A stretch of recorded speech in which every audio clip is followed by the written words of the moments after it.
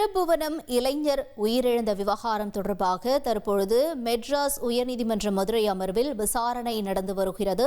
இந்த நிலையில் நீதிபதிகளிடம் ஆதாரங்கள் சமர்ப்பிக்கப்பட்டிருப்பதாக தகவல் வெளியாகியிருக்கிறது. விவரங்களோடு இணைகிறார் செய்தியாளர் மாரிச்சாமி.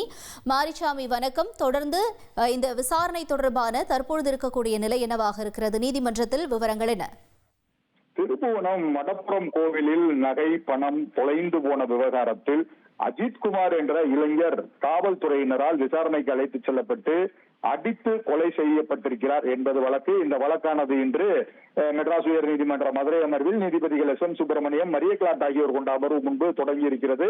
இந்த வழக்கில் நேற்று முறையீடு செய்த வழக்கறிஞர் மாரிஸ்குமார் வழக்கை ஏற்கனவே மனுவை தாக்கல் செய்திருந்தார். அவருடைய வழக்கு விசாரணையில் இருக்கிறது. அதுபோக வழக்கறிஞர் ஹென்றி திபேன் என்று தன்னை கூடுதல் மனுதாரராக இணைத்துக் கொள்ளக்கூடிய கோரி மனு தாக்கல் செய்தார், மென்ஷனிங் செய்தார். அதையும் நீதிபதிகள் ஏற்றுக்கொண்டார். அவரது வழக்கும் விசாரணையில் இருந்து வந்து கொண்டிருக்கிறது. இப்பொழுது அதாவது வழக்கு விசாரணையின் போது தென்னந்தோப்பில் வைத்து அஜித்குமாரை காவலர்கள் தாக்கினார்கள், துன்புறுத்தி இருக்கிறார்கள், அந்த வீடியோ எங்களிடம் இருக்கிறது என வழக்கறிஞர் ஹென்றி திபேன் அவர்கள் அந்த வீடியோவை நீதிபதிகளிடம் போட்டு காண்பித்தார். அந்த வீடியோவை பார்த்தார்கள் நீதிபதிகள். அதுபோக திருப்புவனம் அரசு மருத்துவமனைக்கு அவரை அதாவது அஜித்குமாரை கொண்டு சென்ற நிலையில் அவர் இறந்து விட்டார் என தெரிவிக்கப்பட்டிருக்கிறது. அவ்வாறெனில் அங்கிருந்தே விசாரணை தொடங்கப்பட்டிருக்க வேண்டும்.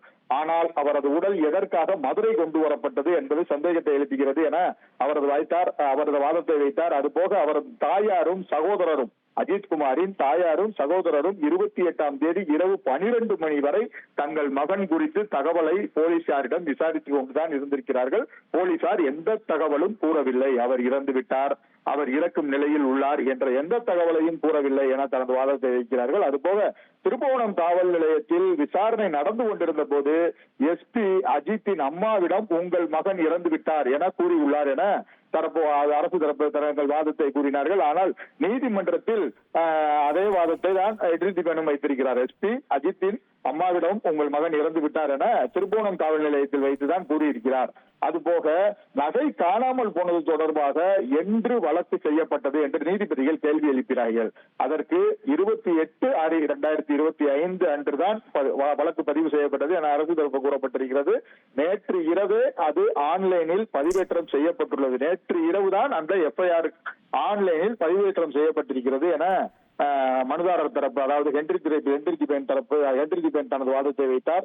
புகார் அளிக்கவும் சிஎஸ்ஆர் பதிவு கொடுக்கப்பட்டு விட்டது, சிஎஸ்ஆர் பதிவு செய்து கொடுக்கப்பட்டிருக்கிறது என அரசு தரப்பு தங்களது வாதத்தை வைத்தார்கள். நகை திருட்டு புகார் கொடுக்கப்பட்ட பிறகு ஏன் போலீசார் வழக்கு பதிவு செய்யவில்லை, உடனடியாக ஏன் போலீசார் எஃப்ஐஆர் போட்டு வழக்கு பதிவு செய்யவில்லை என நீதிபதிகள் கேள்வி எழுப்பியிருக்கிறார்கள். இது முழுக்க சட்ட விரோதமாக நடந்த காவல் மரணம். தலைமை காவலர் கண்ணன் இவர் மானாமதுரை டிஎஸ்பியின் சிறப்பு படையை சேர்ந்தவர். இவர் அங்கிருந்து திருவோணம் வந்து விசாரித்தது விதி மீறுவதாக பார்க்கப்படுகிறது எனவும் ஹென்றி திபேன் தனது வாதத்தை வைத்திருக்கிறார். ஏனென்றால் மானாமதுரை டிஎஸ்பியின் சிறப்பு படையை சேர்ந்தவர் ஏன் அந்த தலைமை காவலர் கண்ணன் என்பவர் ஏன் திருப்புவனம் காவல் நிலையத்திற்கு வந்து இந்த வழக்கை விசாரிக்கிறார்? இதில் ஏதாவது பின்புலம் இருக்கிறது. ஆகவே அந்த பின்புலத்திற்காக யாரோ ஒருவரை சந்தோஷப்படுத்த வேண்டும் என்ற நினைப்பில் இவர்கள் இந்த இளைஞரை அடித்துக் கொண்டிருக்கிறார்கள் என்ற விதத்தில் அவரது வாதம் இருக்கிறது. அதுபோக அஜித்குமார் விசாரணையின் போது தப்பி ஓட முயற்சித்துள்ளார் என காவல்துறை எப்போதும் போல் கதை கூறுகிறார்கள் என வழக்கறிஞர் ஹென்றி திபேன் தனது வாதத்தை வைத்திருக்கிறார். ஏனென்றால் அவர்கள் இரும்பு அதாவது பிளாஸ்டிக் பைப்பால் அடிக்கும் வீடியோவை நீதிபதிகளிடம் போட்டு காண்பித்திருக்கிறார். அந்த வீடியோ கைப்பற்றப்பட்டிருக்கிறது, அந்த வீடியோ கிடைத்திருக்கிறது. அந்த ஆதாரத்தை வைத்து இவ்வளவு வாதங்களும் நடைபெற்றுக் கொண்டிருக்கிறது. ட்ரெண்ட் ஆக்கிக்கோங்க. 2.5 கோடிக்கும் அதிகமான தந்தி டிவியின் சப்ஸ்கிரைபர்ஸ் அண்ட் ஃபாலோவர்ஸ் குடும்பத்துல நீங்களும் இணையுங்க.